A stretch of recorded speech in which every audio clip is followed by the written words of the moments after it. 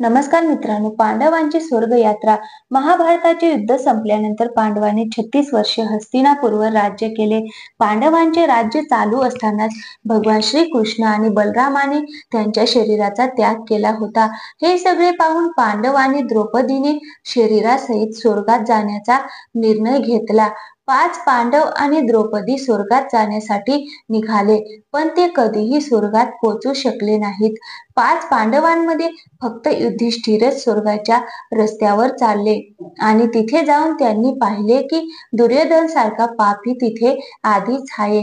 अशामध्ये प्रश्न हा पडतो की पांडव नेहमी धर्माच्या रस्त्यावर चालले, तरीही स्वर्ग त्यांच्या नशिबात का नव्हता आणि पांडवांमध्ये फक्त युधिष्ठिरलाच स्वर्ग का मिळाला असेल? 18 दिवस चाललेले महाभारताचे युद्ध दुर्योधनाच्या मृत्यूनंतर संपले. हे युद्ध इतिहासातील सगळ्यात मोठ्या युद्धाच्या रूपामध्ये ओळखले जाते. या युद्धानंतर आपल्या मुलांना गमावणारे धृतराष्ट्र आणि गांधारीला राजमहालातील ऐशोआराम आवडेनासे झाले होते.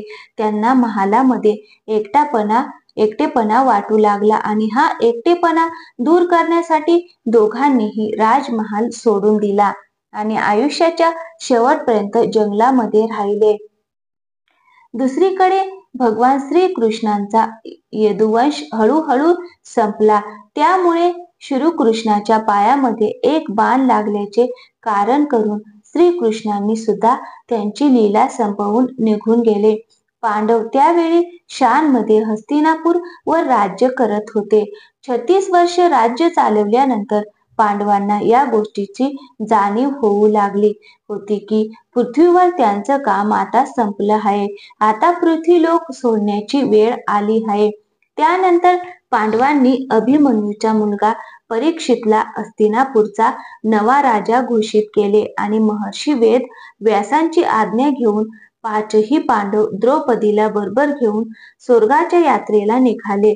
स्वर्गाच्या यात्रेदरम्यान अर्जुनाने लालचमध्ये येऊन धनुष्य आणि बाणांना सोडलं नव्हतं.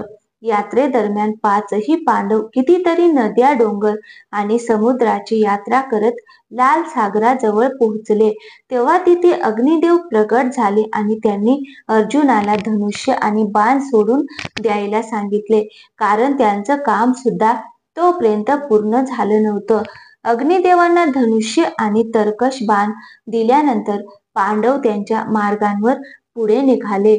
कुत्र सुद्धा त्यांच्याबरोबर पुढे निघाले. जेव्हा पांडवांनी कुत्र्याविषयी विचारले तेव्हा युधिष्ठिर म्हणाला, कुत्रा त्यांचा प्रामाणिक आहे म्हणून त्यांच्याबरोबर जात आहे. त्यानंतर पांडवांनी पृथ्वीची परिक्रमा पूर्ण करण्याच्या इच्छेने उत्तर दिशेकडून सुरुवात केली. उत्तर दिशेपासून पृथ्वीची परिक्रमा केल्यानंतर केदारनाथ मध्ये पांडवांना भगवान शिवांनी दर्शन दिले आणि स्वर्गाचा रस्ता सांगितला. रस्त्यामध्ये पुढे चालताना पांडवांनी वाळूच्या समुद्राला पार केल्यानंतर सुमेरू पर्वताचे दर्शन घेतले. पुढे गेल्यानंतर बद्रीनाथ जवळ सरस्वती नदी पार करणे द्रौपदीला अवघड होते आणि त्यामुळे भीमाने एक मोठा दगड नदीच्या मधोमध टाकला, ज्याच्यावर चालून द्रौपदीने सरस्वती नदी पार केली.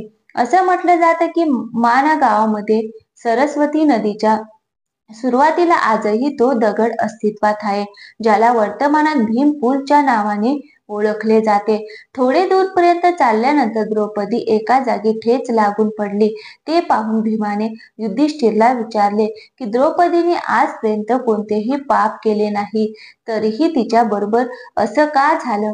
त्याच्या उत्तरामध्ये युधिष्ठिर भीमाला म्हणाला, द्रौपदी 5 भावंडांपैकी अर्जुनवर जास्त प्रेम करत होती, त्यामुळे ती स्वर्गात पोहोचण्याआधीच खाली पडली. एवढे बोलून युधिष्ठिरने द्रौपदीकडे न पाहता त्याची यात्रा चालू केली.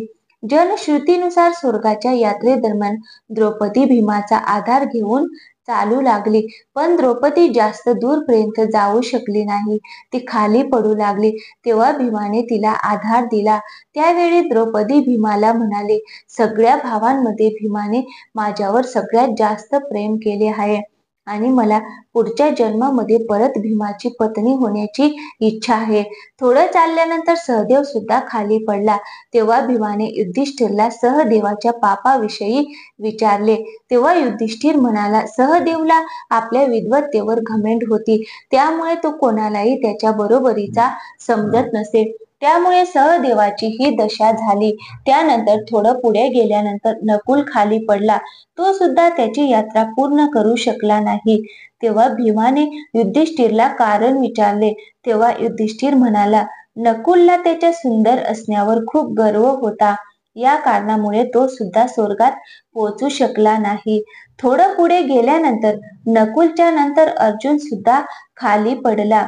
ज्याचं कारण सांगताना युधिष्ठिर म्हणाला, अर्जुनाला त्याचा पराक्रम आणि युद्ध कौशल्यावर खूप घमेंड होती आणि तो म्हटला होता की तो एका दिवसातच त्याच्या सगळ्या शत्रूंना संपवून टाकेल, पण असं झालं नाही.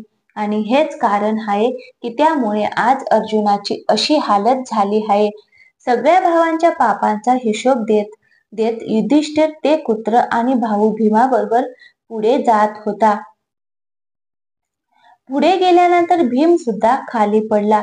तेव्हा भीमाने विचारल्यानंतर युधिष्ठिर भीमाला म्हणाला, तू खात खूप होता आणि तुझ्या शक्तीचा खोटा दिखावा करत होतास. हेच कारण आहे तुझी अशी हालत होण्याचं. त्यानंतर फक्त युधिष्ठिर आणि तो कुत्रा शिल्लक राहिला. त्यांची यात्रा पूर्ण केल्यानंतर दोघेही स्वर्गाच्या दाराजवळ पोहोचले. तेव्हा त्यांना दरवाजावर देवराज इंद्र भेटले. देवराज इंद्रांना आपल्या समोर पाहून युधिष्ठिर त्यांना म्हणाला, त्यांचे चारही भाऊ आणि द्रौपदी यात्रेच्या मध्येच खाली पडले, त्यांना सुद्धा आपल्या बरोबर घेऊन या. त्यानंतर इंद्राने युधिष्ठिरला सांगितले, त्यांचे भाऊ आणि द्रौपदी शरीर सोडून पहिलेच स्वर्गामध्ये पोहोचले आहेत आणि युधिष्ठिरला शरीराबरोबर स्वर्गामध्ये जाण्याची संधी मिळाली. देवराज इंद्र युधिष्ठिरला म्हणाले की ते कुत्र त्यांच्याबरोबर स्वर्गात जाऊ शकत नाही. त्यानंतर युधिष्ठिर इंद्राला म्हणाला की हे कुत्र सुद्धा स्वर्गात जाणार.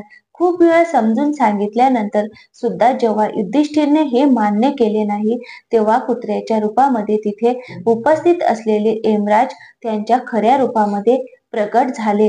ज्या कुत्र्याला पूर्ण रस्ताभर युधिष्ठिर प्रामाणिक समजत होते ते यमराज होते. युधिष्ठिरचा चांगलेपणा आणि प्रामाणिकपणा पाहून यमराज खूप खुश झाले आणि त्यांना आशीर्वाद देऊन तिथून निघून गेले.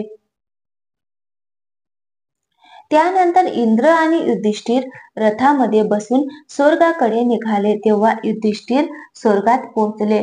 तेव्हा त्यांना खूप आश्चर्य वाटले की दुर्योधन सुद्धा अन्य देवतांबरोबर स्वर्गामध्ये दिव्य सिंहासनावर बसले आहे.